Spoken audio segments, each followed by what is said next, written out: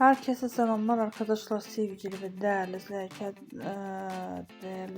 kanalımıza hoş geldiniz. Bugün güzeller güzel Özge Yağız'ın yeni dizisi olan Doğan'ın Kanunu dizisinden muhteşem görüntülerle karşınızdayız.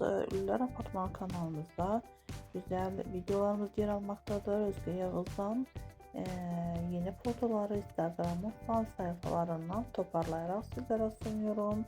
Güzeller güzel oyuncumuzun bu tür yeni videoların devamı gelmesi istiyorsanız da Ünlüler Apartmanı kanalımıza abone olmayı unutmayın. Hoşça kalın arkadaşlar. Bizden bu kadar.